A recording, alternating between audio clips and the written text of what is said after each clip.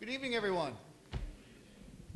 Welcome back to the Hilltop, to Dedman College, and to the Center for Presidential History for this, our first event of the academic year. My name is Jeffrey Engel, and I have the high honor of leading the Center for Presidential History, and therefore I also have the high honor of introducing our speakers for this evening, as we gather tonight to discuss a truly important social issue and also a truly important figure in American political history, Ronald Reagan and the struggle over apartheid. Let me tell you, it was not a struggle to put this panel together, but rather it was a true pleasure, a true interdisciplinary pleasure at that, as this program was developed in partnership with Dedman College's Interdisciplinary Institute, and their seminar focused on exploring the topic Global Africa between intervention and engagement. Now, the seminar from the Interdisciplinary Institute, try saying that 5 times, Interdisciplinary Institute, brings together scholars from across the country and indeed from across the entire campus, drawing from political science and history and communications, foreign languages and anthropology, in order to further explore the past, present, and future of this vital continent. My thanks especially to my colleague from the Clements Department of History, Jill Kelly, with whom it's been a particular pleasure to work in making tonight's event happen, and also to Carissa Cloward and Dama Oshowitz of Political Science and Foreign Languages, respectively, who are the co-conveners of the seminar.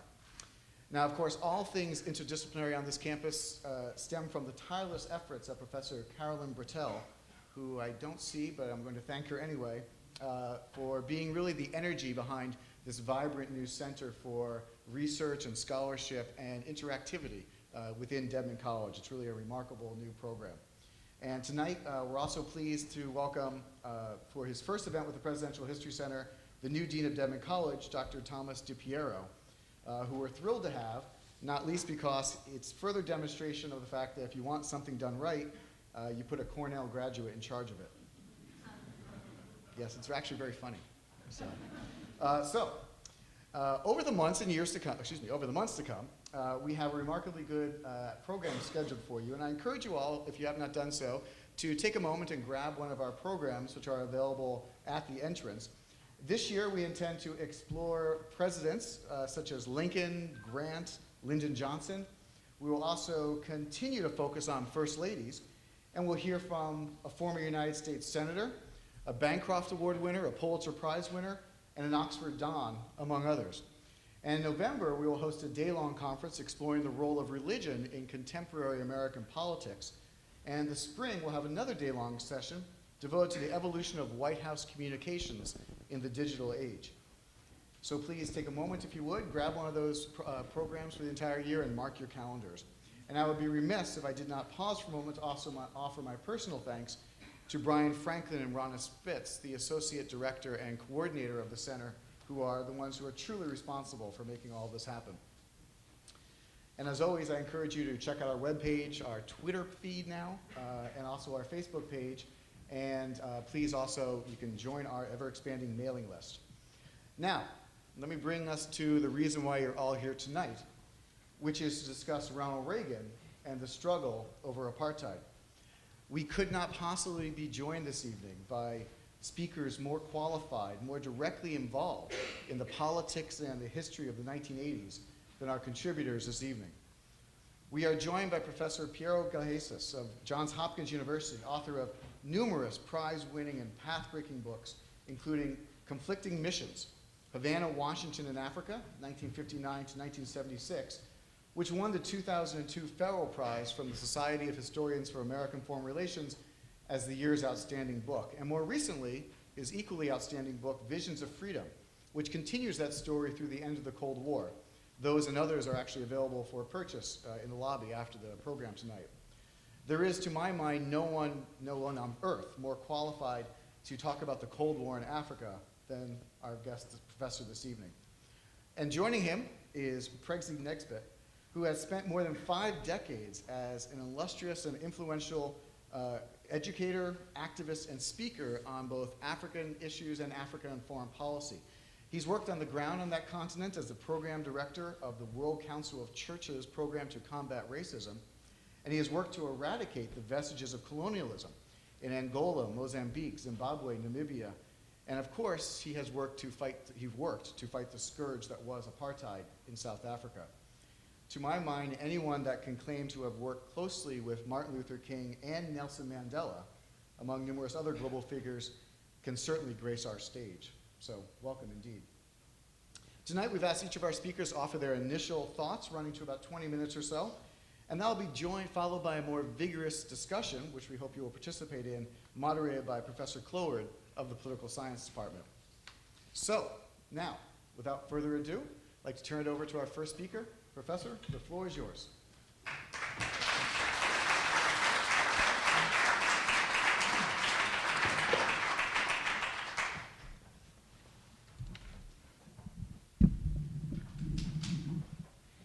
Okay. Ronald Reagan is one of those few US presidents who defied Congress and public opinion to uphold his deeply held beliefs. And South Africa presents a wonderful example of this. In 1984, you have the beginning of the Great Uprising in South Africa. And you have a very violent crackdown by the apartheid regime, all the way to the torture of children, which was amply documented. And this fueled the anti-apartheid movement in the United States, and the anti-apartheid movement pressed Congress to pass anti-apartheid legislation. And in 1986, in the early spring of 1986, the State Department urged President Reagan to give a major speech in which he would express in categorical terms his bitter opposition to apartheid in order to decrease the pressure for sanctions. Reagan agreed, and a battle developed. The State Department wrote a draft that, in which President Reagan would again attack very harshly the apartheid regime. And according to the memoirs of the senior Deputy Assistant Secretary for Africa of the State Department, only 2 lines of this speech survived the pen of Pat Buchanan, who was the White House head of communications. And President Reagan gave the speech that had been written by Pat Buchanan, which represented the more conservative wing of the Reaganite camp. And in this speech, President Reagan dutifully condemned apartheid, but the focus of his speech was to lavish praise on the South African whites for all they'd achieved in South Africa, the economic miracle, South Africa powerhouse of Africa. South Africa had enjoyed a broad measure, I'm paraphrasing President Reagan, of freedom of speech, of press, of religion, until the recent wave of violence began in 1984, and President Reagan put squarely the responsibility for the violence not on the apartheid regime, but on the African National Congress of Nelson Mandela.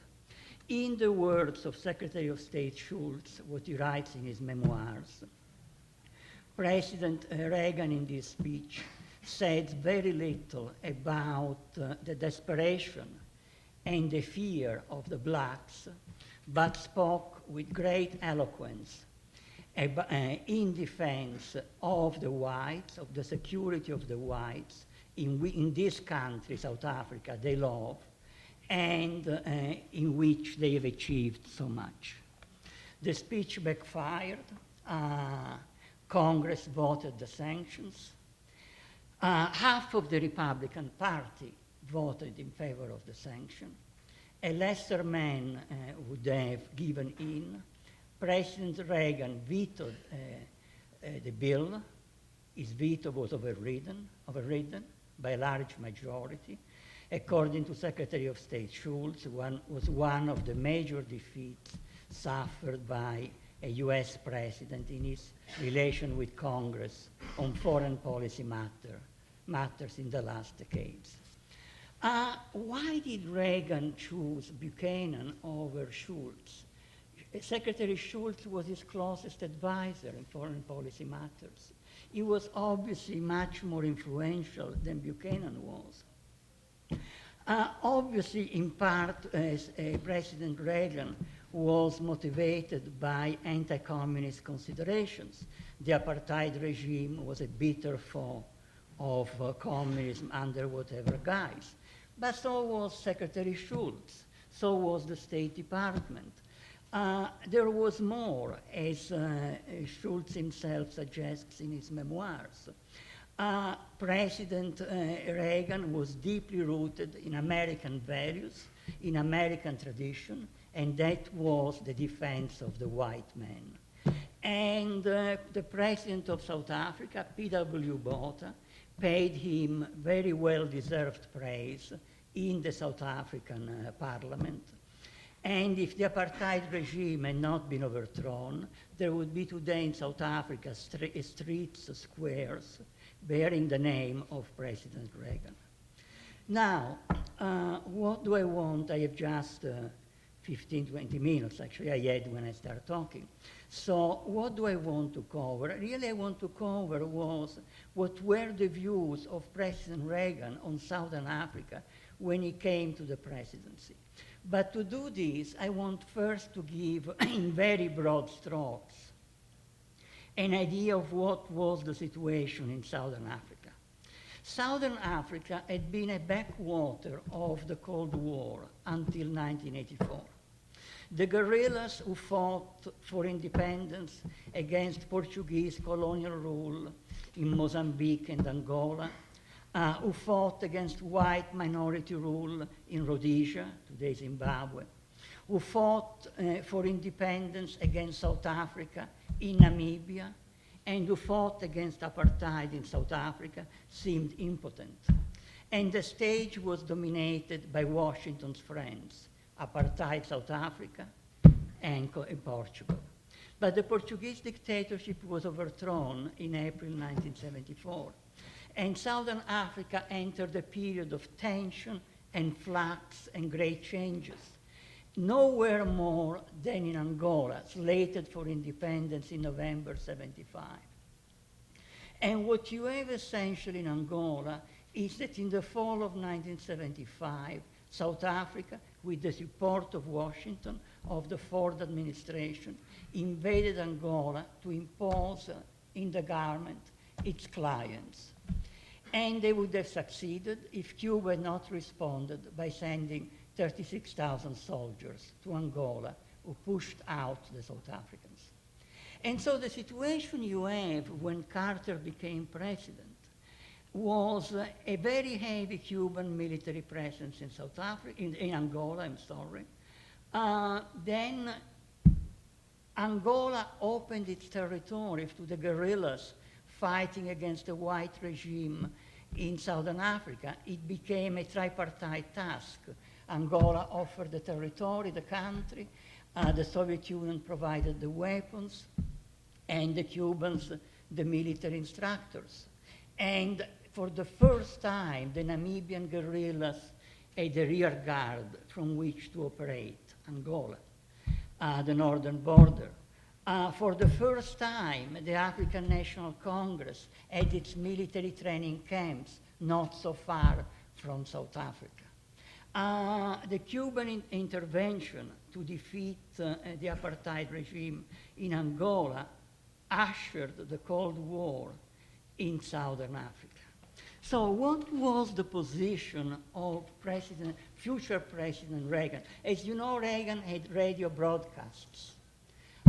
And all these radio speeches are kept in a Reagan library, handwritten and with corrections and so on.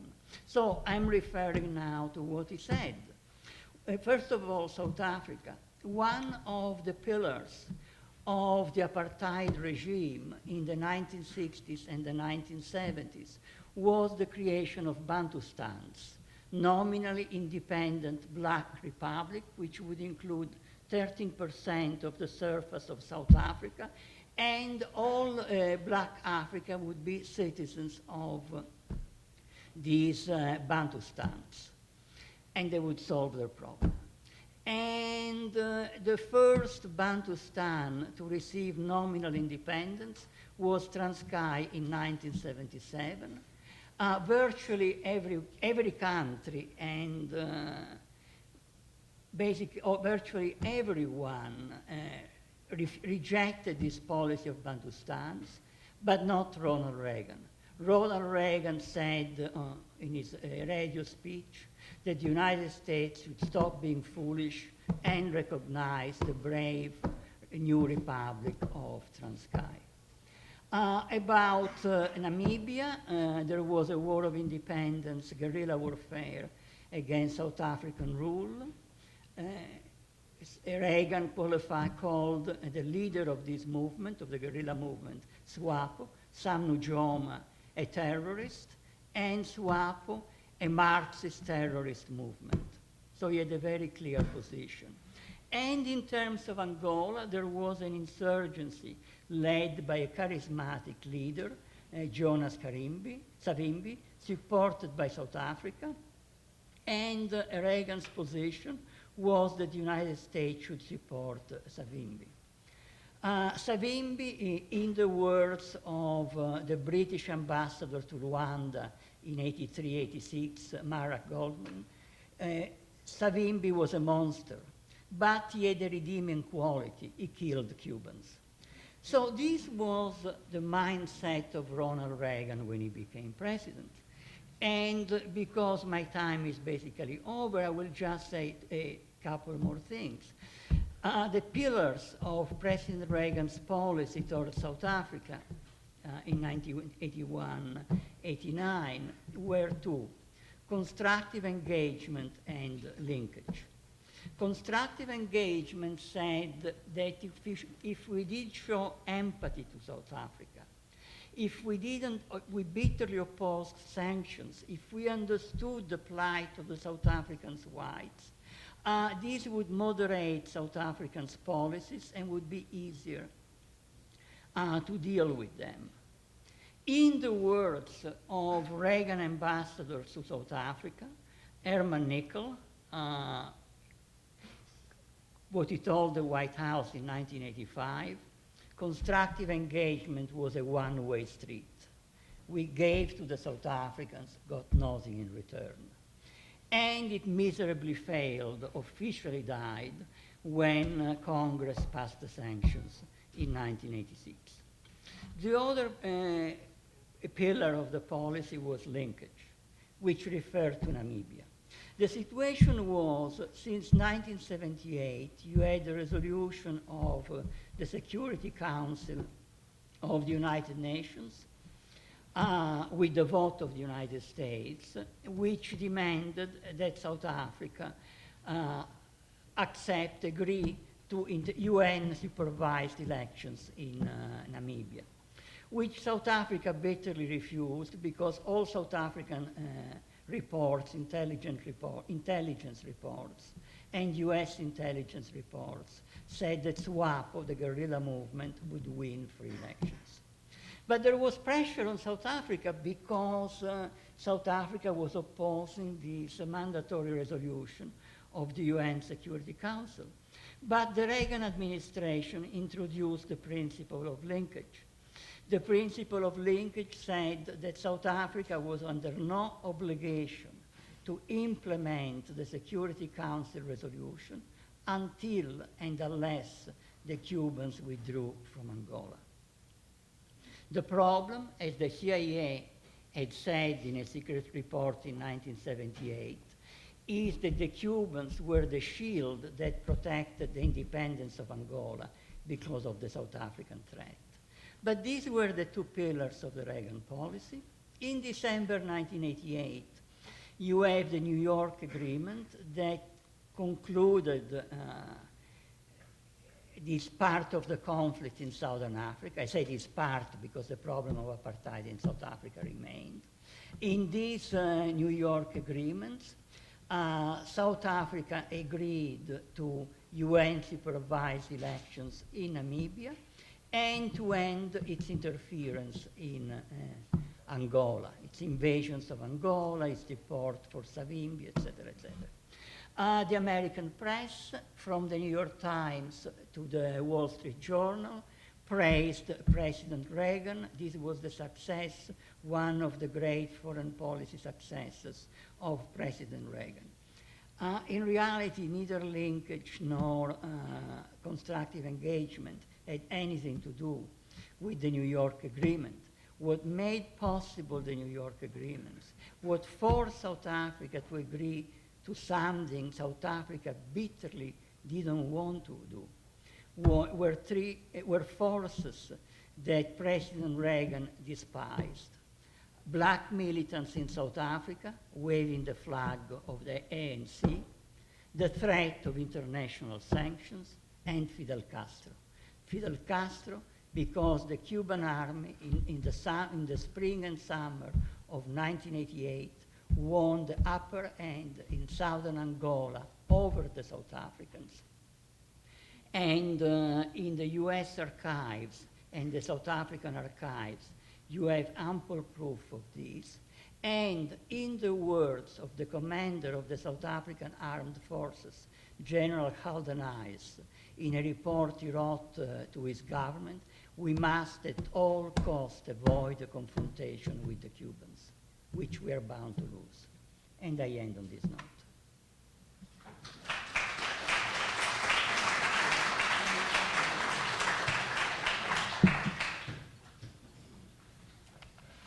Okay, I can stay.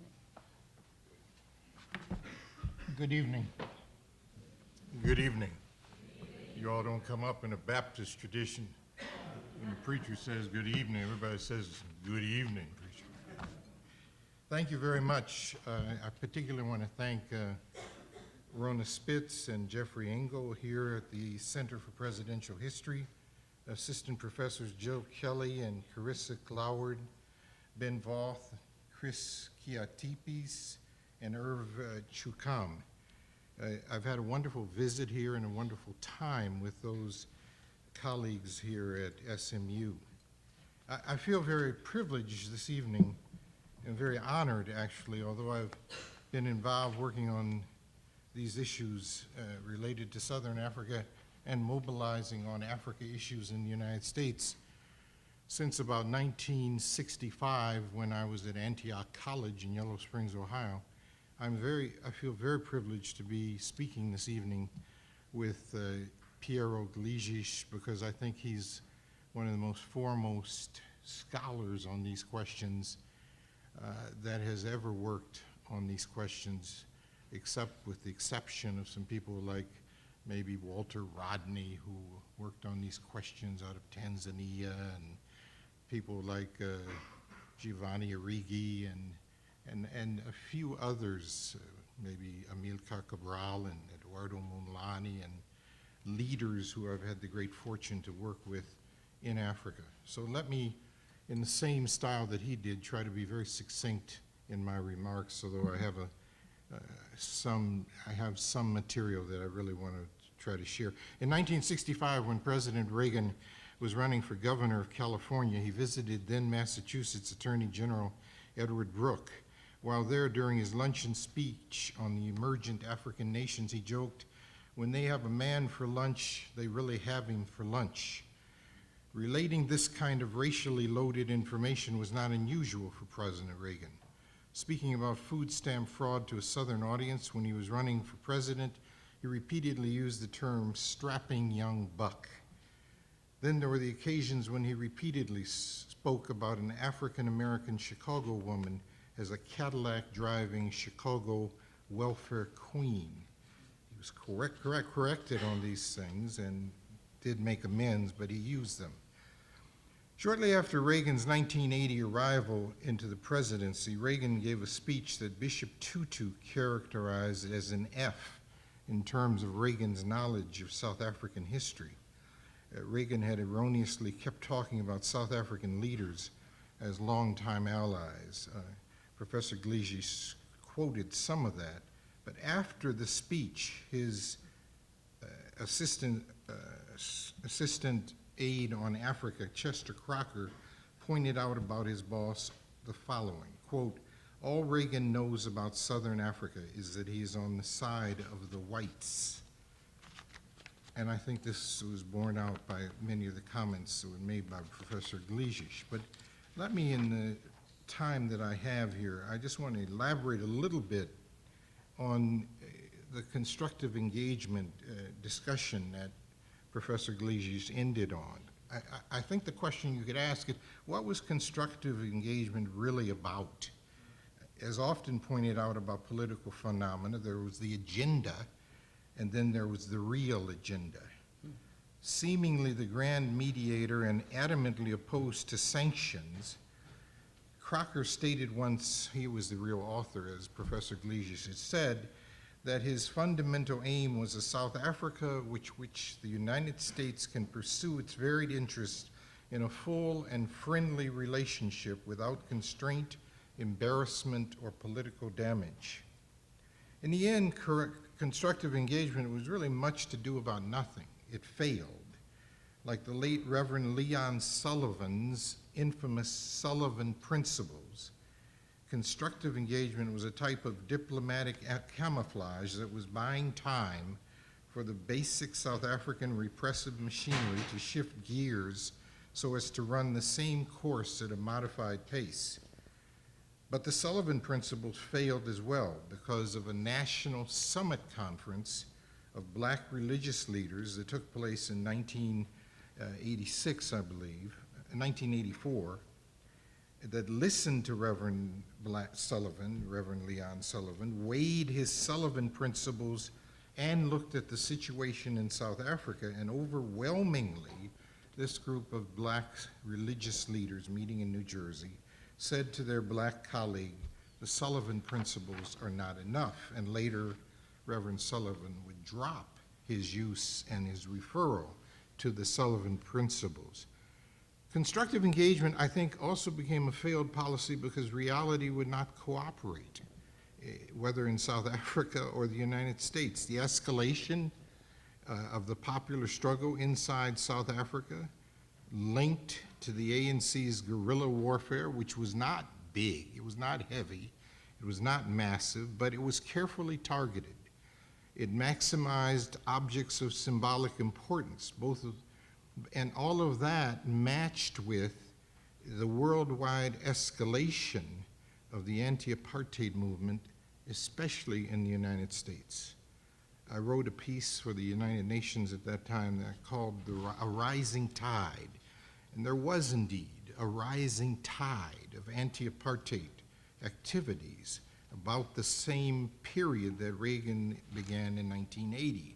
There was the bank campaign, for example, a campaign in which we were trying to put pressure on banks that made loans to South Africa, banks that at the same time were redlining neighborhoods and urban centers across the United States. And I remember distinctly the picketing that went on in California of all Bank of America sites by University of California students, where they had somewhere upwards around 300 or 400 students out picketing at all these Bank of American sites.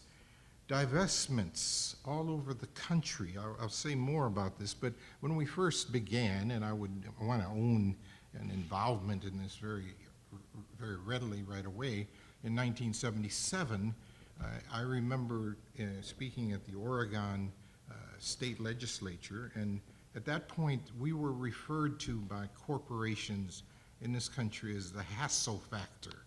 That was the term that they used for those of us raising the issue of not having monies linked to apartheid South Africa. But by 1988, this was 77, by 88, 11 years later, more than 28 states, 24 counties, and 92 cities, and then some 400 colleges had passed some type of divestment laws, with New York and New Jersey and California moving billion-dollar pension systems from companies doing business with South Africa.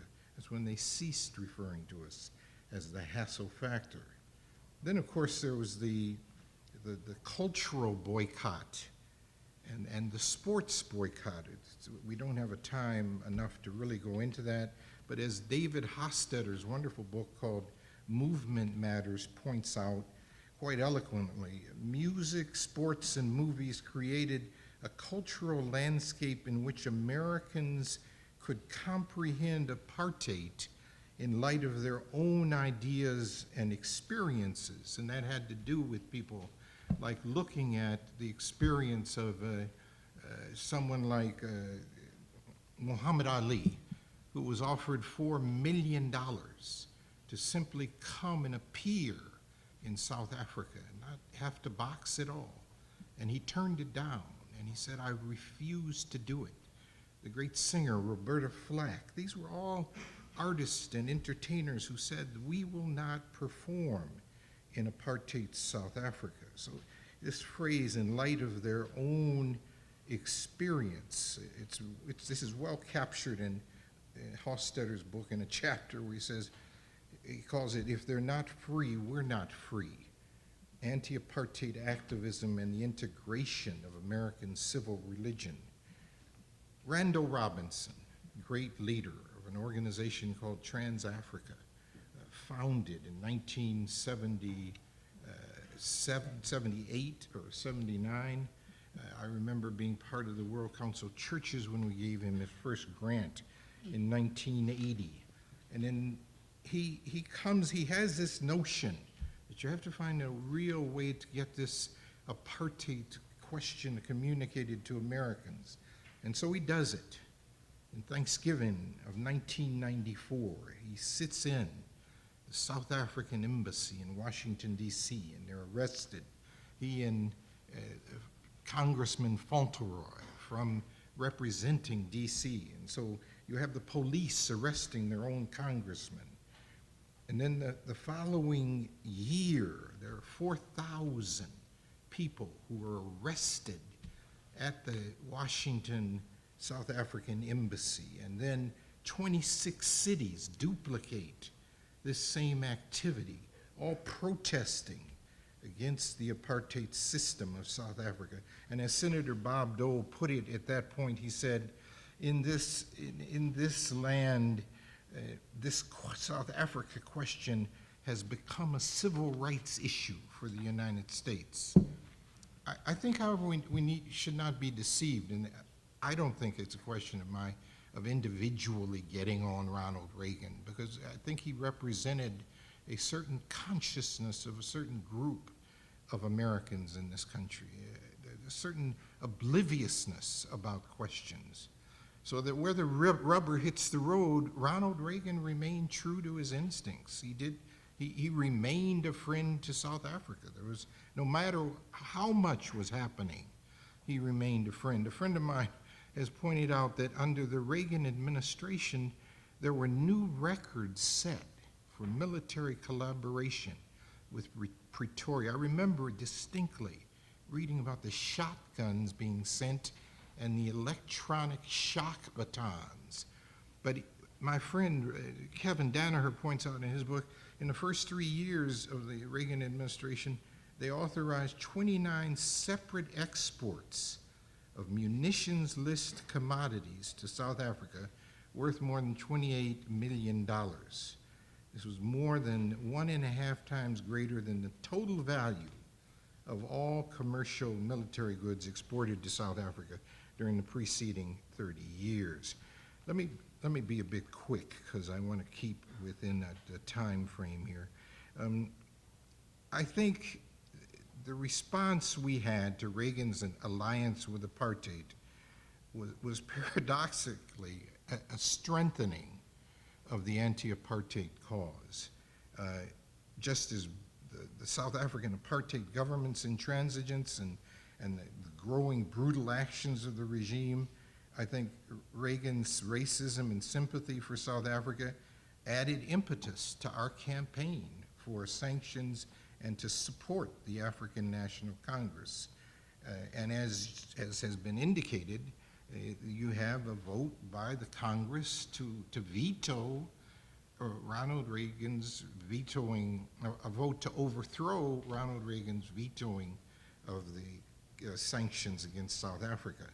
Now, I do want to point out here that I think that another part of this is a lot of work and organizing that was done by various organizations, many of them headed by the Methodist Church, and many of them financed by things and organizations like the Women's Division of the Methodist Church.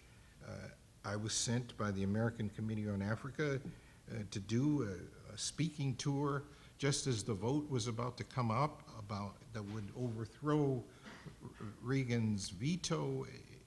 I went into Kansas and organized all across Kansas, speaking with a wonderful South African woman, Nomonde Ngubo, who was brought to South Africa by the Clothing Workers Union and donated to this initiative to try to organize in Nancy Kassenbaum and Bob Dole's state, because they were key voters on this question. And it's kind of funny that people all over Kansas heard that there was this South African woman who had a beautiful voice and who could just sing these incredible songs. So people all over Kansas were not waiting so much for our political message as they were waiting to hear Nomonde Ngubo sing.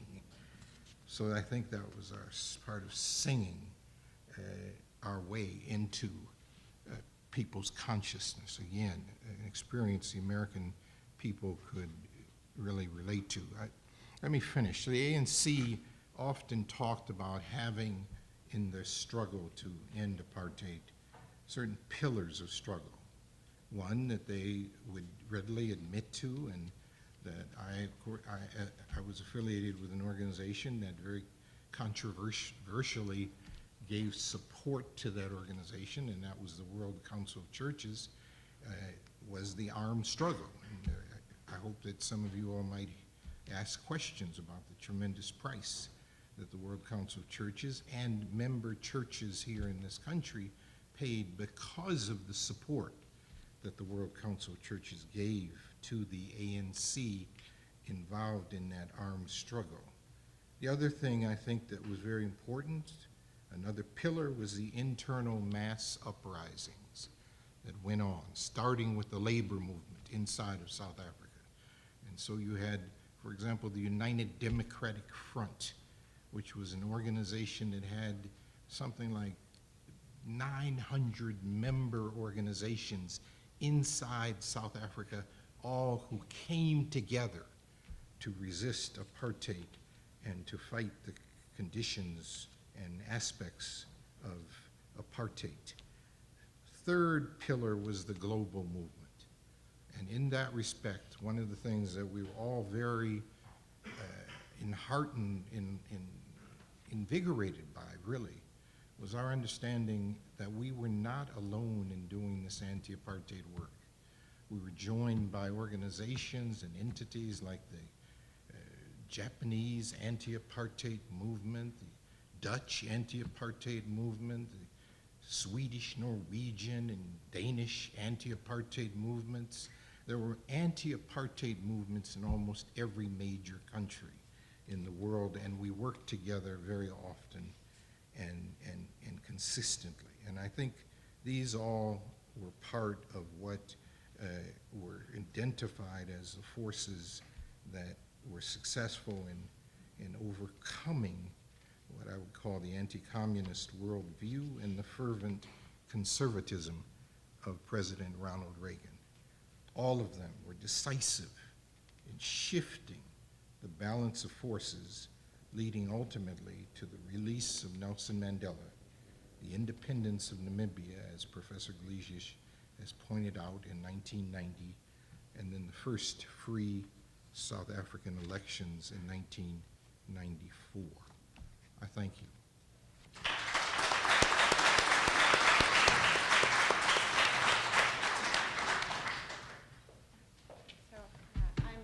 Professor Cloward in the Political Science Department here at SMU, and I'll be serving as the moderator for the Q&A, and I'm going to take the moderator's prerogative to first thank both of our panelists for their fascinating comments, and then to ask the first question. So I'd like to maybe begin by asking a question that hopefully ties together what both of you spoke about in some way, which is to think a little bit about, or to talk a little bit about the connections between the anti-apartheid movement here and in Southern Africa and the Reagan administration in both directions. So to what extent the anti-apartheid movement here in the United States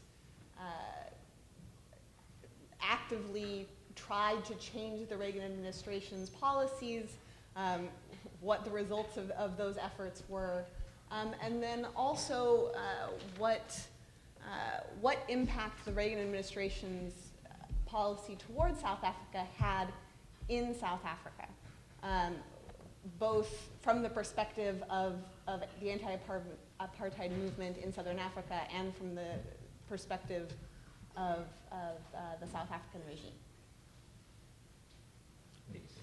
Well, I think one of the first things I would say in answer to that is that in terms of dialogue and trying to show and to work with the administration and administration spokespeople to see the wisdom of pursuing a different path, there was unlimited, unending efforts in that regard. Some of the most important came out of the Congress itself. And the Black Caucus worked diligently. People like Ronald Dellums from California, John Conyers from Michigan, I can't remember the name of the Gray, a man named Congressman Gray from Pennsylvania. There was a history of the Black Caucus trying to work with the administration on these questions. I think also that it's important to point out that all of the anti-apartheid organizations in the country also did the same thing. They approached it from the very beginning to try to get many administrations. It was not just the Reagan administration, but also the Ford administration and even earlier, the Kennedy administration.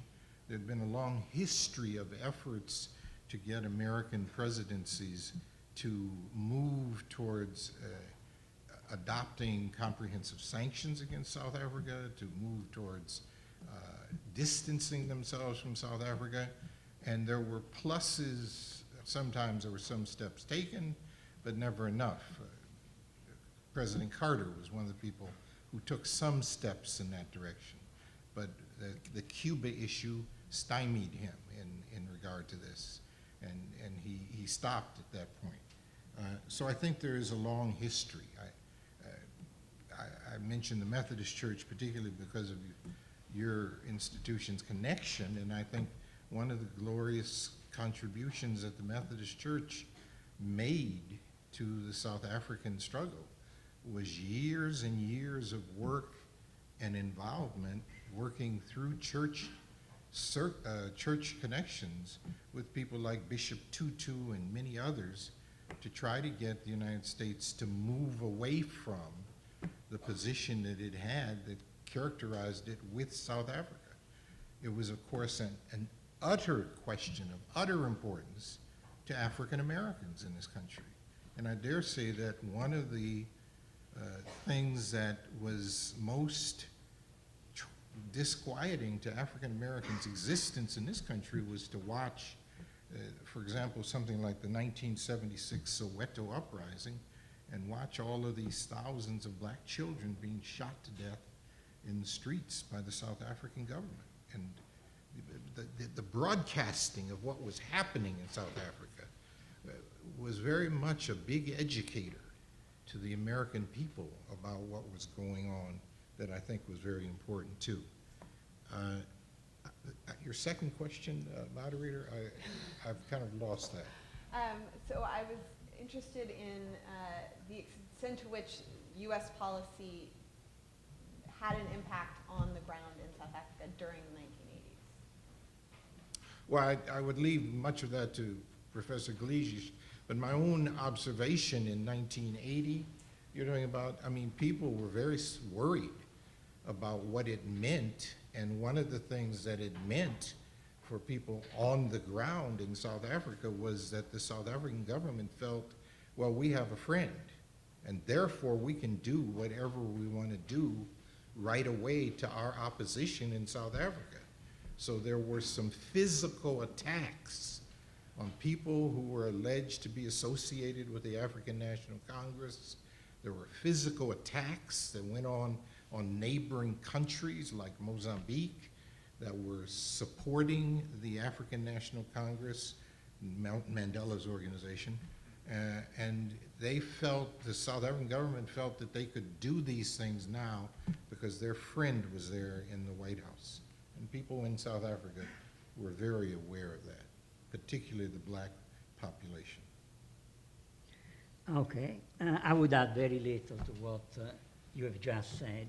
It seems to me, in terms of the United States, the major role of the anti-apartheid movement in this country was to apply pressure on Congress to vote sanctions. Because while a number of members of Congress voted sanctions for moral considerations, others voted in favor of sanctions because of the pressure from the anti-apartheid movement. And that was very important. It wasn't very important because the sanctions voted by Congress were very effective. They had a lot of loopholes. They made very little dent. But what was very important, that's why in my conclusion, I didn't talk of international sanctions. I talked of the fear of international sanctions, was the South Africans' fear that this would escalate. And in 1988, there were moves in the US Congress, spearheaded by the Black Caucus, for much tougher sanctions. And that the South Africans very much feared. Of course, this movement for sanctions, as you said, was part of a global movement. And when we talk in the Western camp of those who really played an important role for the liberation of South Africa, that obviously is not the United States. Those are the Scandinavian countries. 70% of the budget of the African National Congress was paid by the Scandinavian countries. Their economic aid and moral aid was extremely important. But, you know, I don't want to press. The other thing actually I would like to say about the anti-apartheid movement, although it goes a little bit beyond that, as far as I know, in terms of US, let's say, government organization, only the Black Caucus in this country came in favor, in support of the armed struggle of the African National Congress in South Africa, edged but in support. One of the things that I found most comic, although I understand that he had to take care of his political base, was Senator Ted Kennedy when he went to South Africa, and I think it was 1985, and then he went to Lusaka, and he met the leaders of the African National Congress, and he lectured them because they should not wage armed struggle. And I found it so absurd and so offensive. People who pride themselves about the founding fathers, who attacked the British government, which was extremely mild and moderate, would have the goal to criticize the African National Congress for fighting, resorting to armed struggle against the apartheid regime. And here you see the great difference, for instance, with the Scandinavian countries. It is true that the Scandinavian governments, none of them crossed the threshold of giving weapons to the African liberation movements. But they at least acknowledged the right to fight with weapons. And they gave unrestricted aid, except for military matters, but acknowledging the right to resort to weapons. Now, in terms of the Reagan administration and South Africa, I have very little to add to what you say. When Foreign Minister Pik Botha came to this country in May 1981 to take the pulse of the Reagan administration, he came back to South Africa, and his written report said there has never been, since the end of the Second World War, an administration in Washington as friendly to South Africa as the Reagan administration. And this friendship of the Reagan administration, you gave a number of examples in your talk, but of course there is more. As because of the policy of linkage of the Reagan administration, this was a shield that protected South Africa from sanctions because of its refusal to implement the Security Council resolution on the independence of Namibia.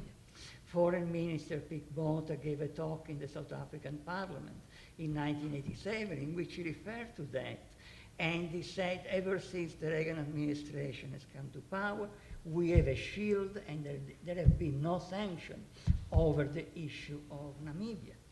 And there was South Africa and the United States worked along parallel tracks in Angola in supporting the insurgency of Savimbi. Not only this, but there is much more. The Reagan administration, they gave active support to South Africa in its struggle against the African National Congress because the Reagan administration applied pressure on all the countries of Southern Africa not to give assistance to the African National Congress. So there was a lot of cooperation between South Africa and the United States, and that's why I said if the apartheid regime had continued, they had a moral duty to build, to name streets and squares with the name of Ronald Reagan.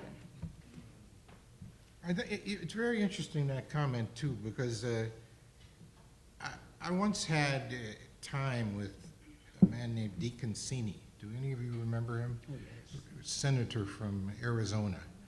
And he and I were at a retreat together that Dick Clark had organized and that the MacArthur Foundation had financed. And I say this because we had time to really just get to know each other. He and I were roommates together.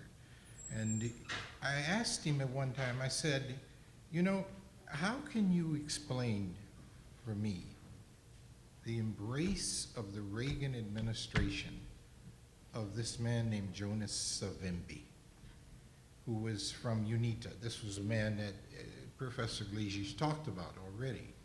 And he was viewed by the Reagan administration as this great champion of freedom. But people in Africa, and particularly people in Southern Africa, knew the cruelty for which this man was responsible. I mean, I can't describe to you in this room the personal cruelty of this man who was put forward as a great champion of liberty and freedom. And DeConcini said to me, and I'll never forget this, he said, that was the most evil human being that I ever knew. But if I may, the Concini supported Veto Savimbi. That's right. That's the other thing that I wondered myself at the time. How could he say that and then at the same time continue voting for support to continue to this man, Savimbi? So I'll go ahead and open it up to the floor. Please do introduce yourselves once you're selected. In the back? And if I could ask you to wait, let me get the mic to you so that everyone can hear and the video can pick it up. So,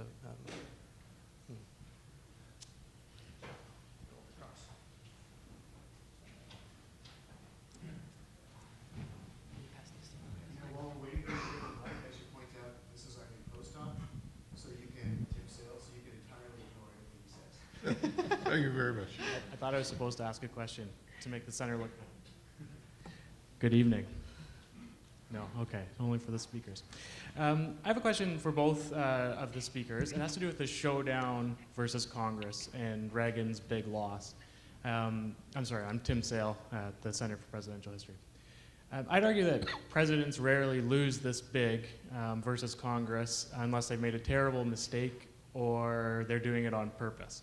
And I don't think that this was a mistake. I'm sure Reagan knew the vote count and knew that he was going to lose.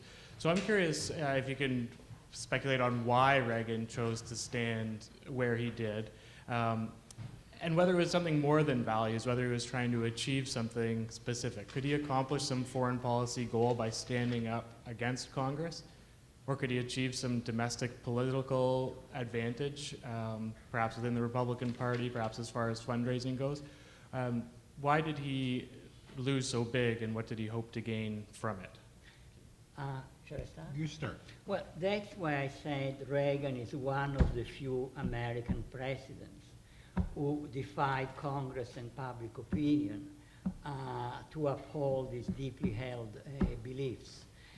President Reagan knew very well that the veto would be overridden, but he decided to make a stand on principle. And I really think it was not a calculation of political advantage. He had nothing to gain except the support of the far right, but the far right had to support him in any case by vetoing the sanction. He stood on his principles in defense of the white man. I think it was a veto given out of conviction without any political calculus. Wrong conviction in my view, but that's a different story. I would add to that. I think that one of his convictions was that black people don't matter. I really think you have a person that had that perspective. Here was a man that defended restricted covenants, for example, on his own property. I made the comment about his view towards black people in terms of his attitude towards strapping young bucks. His second campaign, he goes to Philadelphia, Mississippi to announce that campaign. That was a direct appeal to racism. I don't think he's the only president that has that. I would put him certainly in the context that, as Kissinger complained once about Nixon, and Nixon's, you probably know this, his repeated use of the N-word all the time. Whenever a issue came up that had to do with black people or black voting, he would always refer to it in terms of an N-word, and Kissinger finally complains that he does that all the time. And I don't think Reagan did that. I think he, for instance, was very proud of his black football player friend in Eureka, Illinois. He was very proud that there was a time when they all came to Eureka for a game when he was playing football, and they couldn't house the black team because there were no hotels that would take these black team. And he was very proud of the fact that they put some of them up in the Reagan family's houses. But I don't think that's inconsistent with his also having a view that black people in South Africa were not what mattered. It was really the whites that mattered in South Africa. You had also asked about Congress.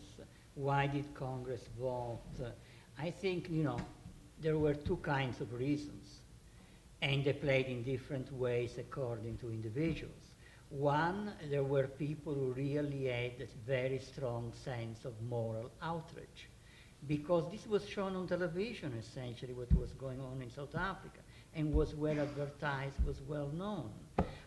In fact, Assistant Secretary of State Chester Crocker wrote a letter, which you can find in the South African archives, to the South African ambassador, Boykes, pointing out that the torture of children was really damaging the policy of constructive engagement, because this policy of torture of children by the South African government was well known. And he said, of course, torture is something we reject in any case, but on top of it is very much hurting the efforts of the administration. So there was on the part of many a sense of moral outrage. And on the part of the others, there were the elections coming, the congressional elections of November 1986. And the strength of the anti-apartheid movement was really impressive. As Chester Crocker, the Assistant Secretary for Africa, said in his book, Americans had discovered the evil of apartheid 20 years later. In Europe, they had started opposing apartheid. I don't mean African Americans. opposing apartheid, some in the late 50s, the most advanced, the Swedes, but otherwise in the 1960s. The American people discovered the evil of apartheid in the mid-1980s. But when they discovered it finally, they responded. And that placed immense pressure on Congress. And politically, it was the right thing to do. It was the right thing to do for the Republican members of Congress to vote, unless they were perhaps from, I don't know where, to vote in favor of sanctions, and it would have been politically the right thing for President Reagan, first of all, to use the draft for his speech written by the State Department, with all the attack on apartheid, etc. And once he had made the immense tactical, political mistake of using the draft of Buchanan, after that not to veto the sanction bill. But again, he stood on his principles, the defense of the white man. I don't think that necessarily, I don't know, Reagan necessarily had anything against black people. I think President Reagan had a big heart and he loved everybody, unless they were communists or proto-communists or soft on communists. Or Cubans. Or Cuba, by definition. But he loved white people more than black people. And indeed, he was part of the American tradition and of American culture. He was as American as an apple pie. Those who were deviating from American traditions were the Americans of the 1980s. So, you know. You know, he paid a tremendous price for this. He had a huge breakout with Lugar, who was one of his main allies and everything. And there's a very moving California newsreel film, a film called What's the Word, done by a woman named Connie Fields, about this whole period. Wonderful film. And in it, Lugar gives a very moving discussion about how painful it was to have to vote against his friend, Ronald Reagan, and particularly with the elections coming up. It's a very important point that was made about the elections and the impact of the elections on that. And I think that also Bob Dole puts his finger on it. He said what these anti-apartheid people have succeeded in doing is to make the anti-apartheid question become a question of, are you a racist? It's a civil rights question. And that's what had happened by that time, with particularly the coverage that was given. I think sadly that's one of the things now that we have lost, that with the 1994 elections, South Africa just, our relationship to it just disappeared. And we don't have the immediacy, the feeling for issues related to Africa that we had going up to the 1994 elections. Anybody? The student in the, I'm assuming student.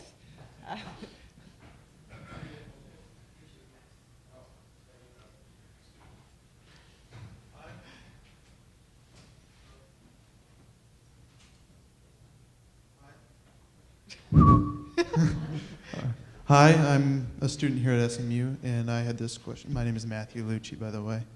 My question is, do you think that Reagan's decision to support the apartheid regime was in any way due to a fear that the African National Congress would fail and that the USA would thus lose an ally in South Africa? Say again? Fear? Reagan's decision to support South Africa was due to? Was due to a fear that the African National Congress would fail and he'd lose. Well, you understand that he didn't want to see the African National Congress win. He did not want to see that happen. Yes, but do you think that he chose the other side because he thought the African National Congress would fail? You want to start? You want to start? I'm not. Well, look, Reagan President Reagan considered the African National Congress a terrorist movement supported by the Soviet Union. And until 1986, the policy of the Reagan administration was absolutely no contact with the African National Congress, none whatsoever. After President Reagan's disastrous speech in July 1986, Secretary of State Schultz was sent to Congress to do damage repair. And among other things, he said that the Reagan administration would start having some contacts with opposition groups in South Africa and against South Africa, including the African National Congress. Although clearly even Schultz was reluctant, and he also called the African National Congress a terrorist movement. And the contacts that took place were extremely superficial. I have read the minutes of the conversations with Ambassador Paul Hare, who was the US ambassador in Lusaka, and senior officials of the African National Congress after this decision of the Reagan administration were very vague, were about generalities. Eventually, Secretary of State Schultz met Oliver Tambo, the president of the African National Congress in 1987, and the meeting was a disaster because all the focus of Secretary Schultz was the ties of the African National Congress with the Soviet Union and the issue of armed struggle. So no, I would say that the greatest fear of the Reagan administration was that the African National Congress might come to power. And indeed, in that speech I mentioned at the beginning of my presentation, in July 1986, President Reagan said that the South African Congress was under no obligation to talk with terrorist movements supporting by the Soviet Union, and he was referring to the African National Congress. And his Assistant Secretary of State for Africa, Chester Crocker, in his memoirs, makes some very interesting comments about this part of the speech of President Reagan, saying that on top of it, what President Reagan was saying was somewhat absurd because the responsibility for what was going on in South Africa was not of the African National Congress, was the apartheid regime. And for Chester Crocker to say this was really a big step. So no, the answer to the long-winded answer to your question is an unqualified no. I think the other thing that's important to know is that most of Europe, by that time, by the time of Ronald Reagan's election, most of European governance and leadership accepts the ANC as a fact. They had representatives of the ANC there. There was an ANC office in London. There was not this view that said, these are terrorists. It's also changed in 1983 to some degree in the United States with the election of large numbers of black elected officials throughout the United States, because in the black American community, the ANC was not viewed as a terrorist organization. It was viewed as, like Martin Luther King, a liberation, a freedom struggle, the great love for people like Oliver Tambo and Chief Albert Lutuli, the Nobel Peace Prize winner.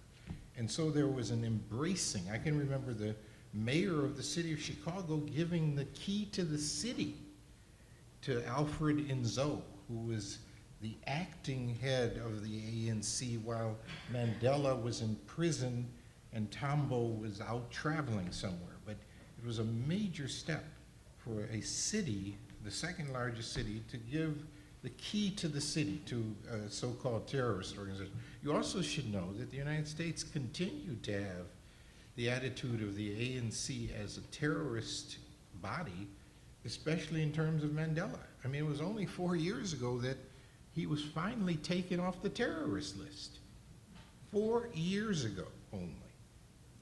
This is after his Nobel Peace Prize, after all the world has recognized him as an iconic leader, bar none, perhaps one of the true heroes of the world, but still our government persisted in keeping him on the terrorist list until maybe just someone forgot to do it. I don't know. These things are hard to explain sometimes. My name is George Yates. I'm a businessman and an observer. And I was alive back then and trying to pay attention. And as you were giving your talks, I was trying to go back in time and remember what the issues were about this particular issue. And of course, in retrospect, I wish Ronald Reagan, who I liked a lot, had joined the anti-apartheid movement. Apartheid, of course, was a very real evil. But rather than call the man a racist, which I've heard, I think the easier answer is to put this whole issue in the context of the Cold War and in the context of the ANC Marxist ties. And there was also another consideration. There was a debate about whether the anti-apartheid efforts would really work, and whether or not the poor people, meaning mostly blacks, would be hurt the most by anti-apartheid efforts. This was, of course, the argument, the latter point, that was often put forward to us by people from South Africa at the time. And it was answered eloquently by people like Bishop Tutu, who said, we don't want our chains made comfortable, we want them removed. It was also answered in the form of legislation that the South African government passed at the time to make it punishable by 15 years imprisonment to talk about ending business investments, loans to South Africa. So we knew that there was real importance in this.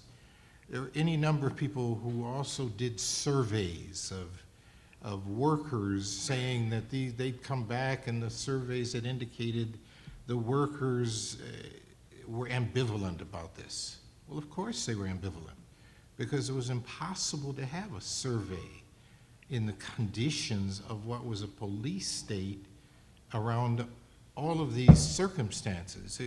It was not something you could just sort of go and poll people or phone them up and say, what's your opinion about this? What was at stake for people was their right to live as a free people. The other thing that I would want to point out is I don't think I ever called Ronald Reagan racist. I think it's very different to say that you are embodying a consciousness that is racist, or that you are defending or representing viewpoints and actions that have a very racist application and implication. And certainly a restricted covenant is exactly that. It is geared to keep a certain group, blacks, Jews, whatever, out of housing. That's the purpose of a restricted covenant. That happens to be one of the things that Ronald Reagan did. I don't think that he thought about how big these systems were in the way that we do now. I think there were many people like that at the time.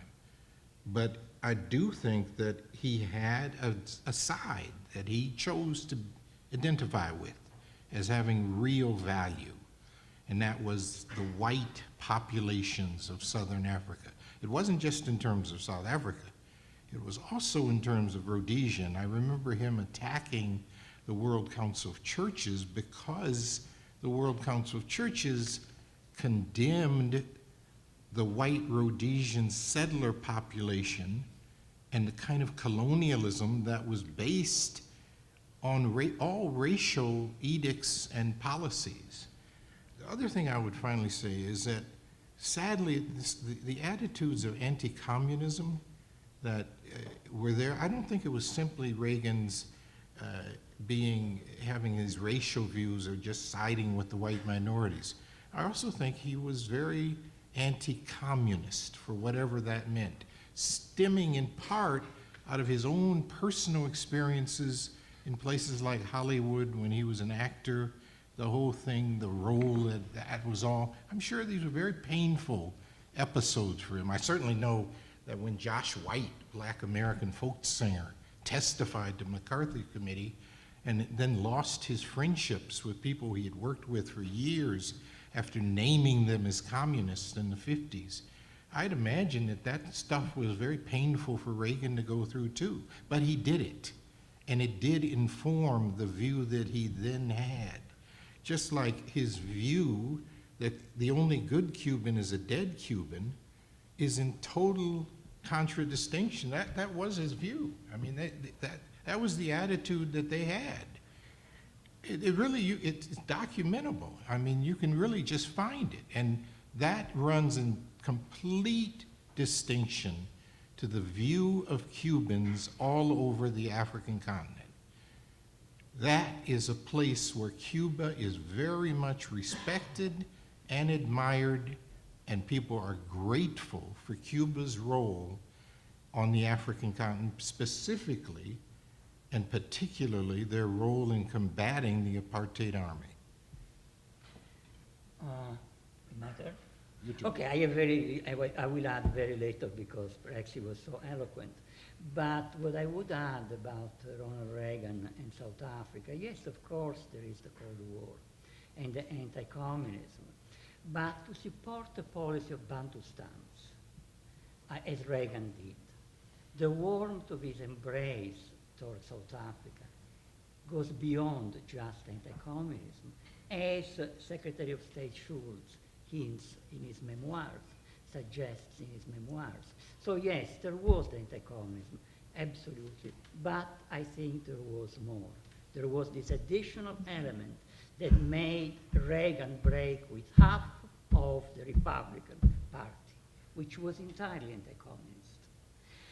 Regarding the sanctions, he addressed it very well, but there is something I always found very curious.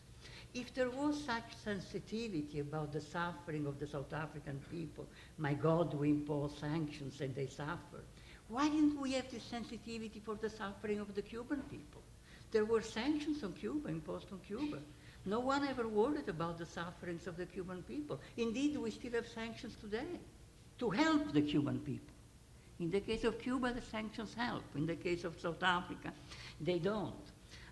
Regarding the African National Congress, no one was asking, and neither he nor I, expecting President Reagan or even any president of the United States to support the African National Congress. But there are differences in degrees of hostility. And with President Reagan, you see, before there were contacts under Carter with the African National Congress. It reached a level that was unprecedented. And the issue, yes, of course, the African National Congress received help from the communists. By the way, they were the only one willing to give military aid. It's not very clear what they should have done. In the American War of Independence, the United States went to beg for the help of France, which was absolute power, certainly very different from the views of the founding fathers, etc., etc. But as a lot of people understood, the African National Congress was not a communist movement. And again, the problem with the Reagan administration is the degree of hostility. That's the answer, essentially. There are two other things that I would just quickly like to point out that I think are worth looking at. All these liberation movements in that region all approach the United States government and ask for help in their struggles, very, very early on. There's correspondence from Chief Albert Lutuli going back to the 30s and 40s and 50s with various people in the United States where he's asking for help with the struggle against apartheid in South Africa. That's one point. The second point that I'd like to make is that in 1983, after working at the World Council of Churches, I was smuggled into South Africa by the Catholic Bishops' Conference. of Southern Africa. I was literally smuggled in because I couldn't get a visa because I had worked, I was an African American, number one. Number two, I had worked for the World Council of Churches. When I was traveling around the country, I was just stunned by the attitudes that I found in the country. But one episode I'll never forget, and that was just riding around with a Catholic priest.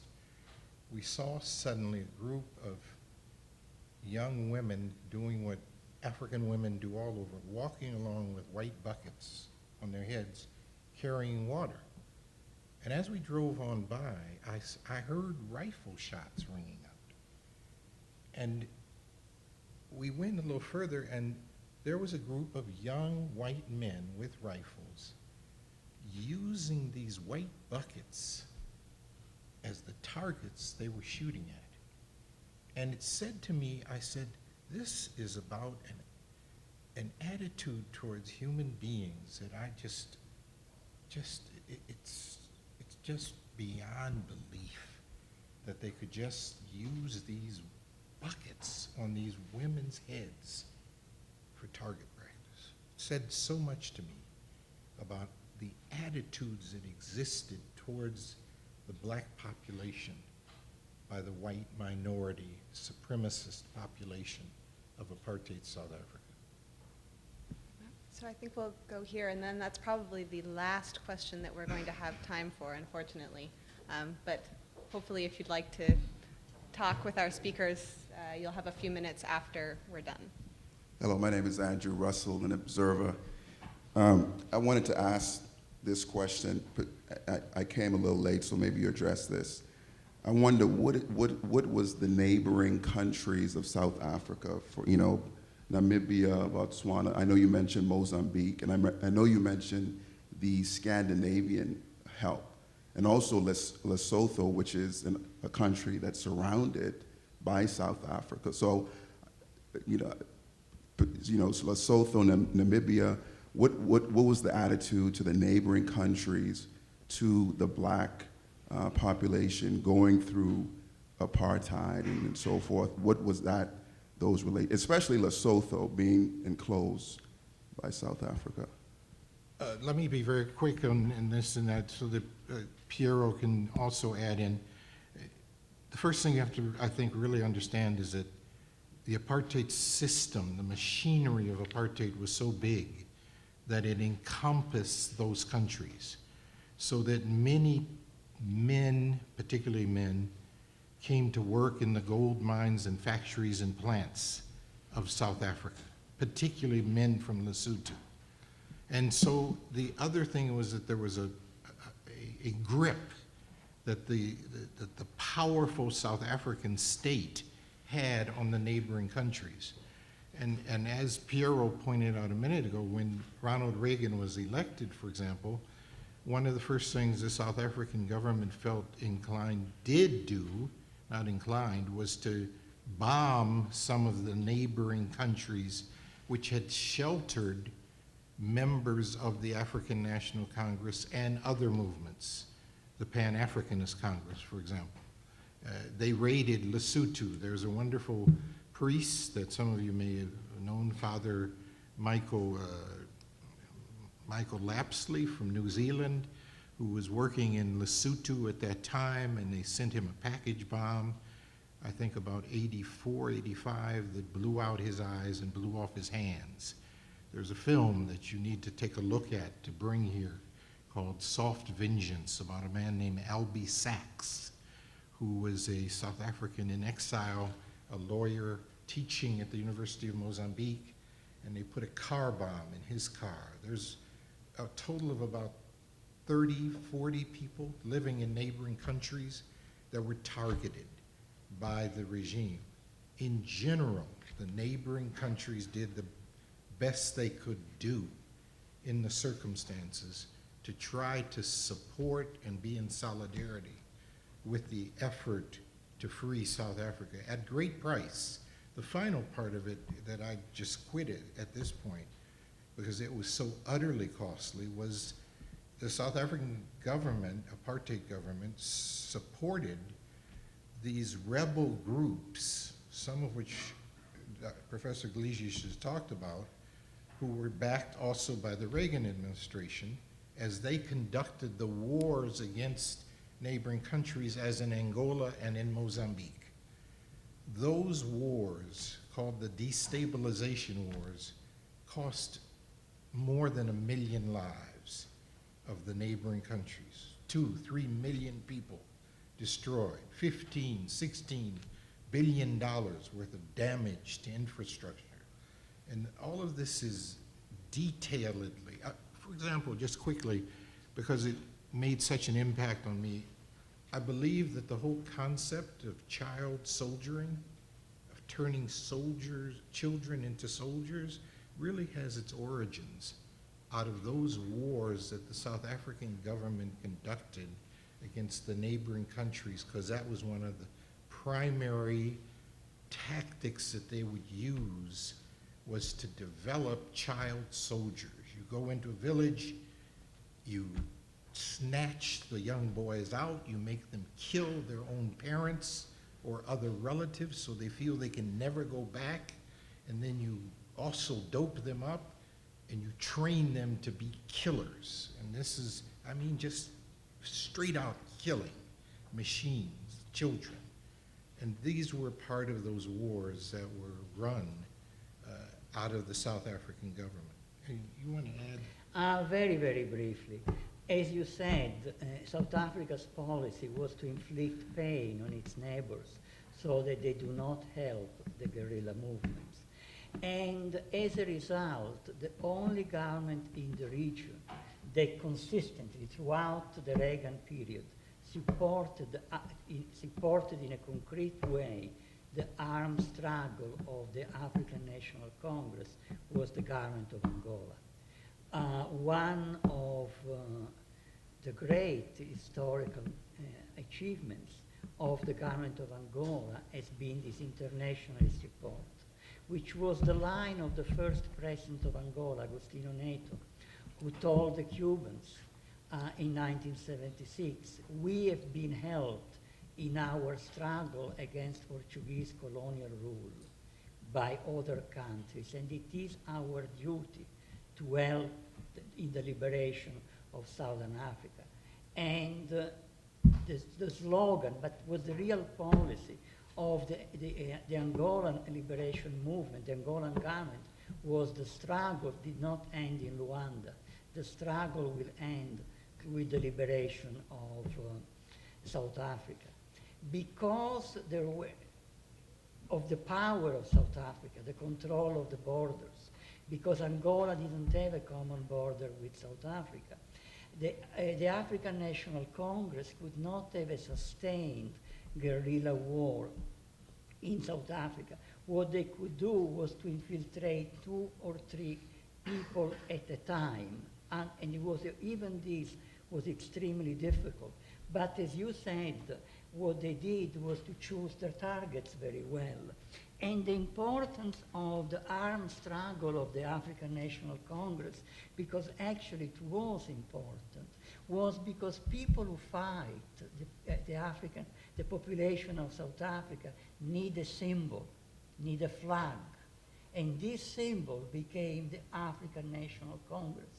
And one of the reasons why it became a symbol was because it was able, since 1977, to carry out in a consistent way guerrilla warfare, low-level guerrilla warfare in South Africa. And this was only possible because of the aid of Angola, Cuba, and the Soviet Union. And I remember, and I will end with this, and I will not even paraphrase it very well, I think. I remember listening once to a speech of the South African ambassador, and she said, we have many new friends, and these new friends, she was referring to the United States, this was a speech a few years ago, used to call us, our leaders, terrorists. But now they pretend that they are our new friends, and they want us to turn against those who helped us in the struggle against apartheid. And she was referring, of course, to Cuba. Well, this has been a fascinating discussion. Thank you all for coming, and I hope you'll all join me in thanking our distinguished panelists.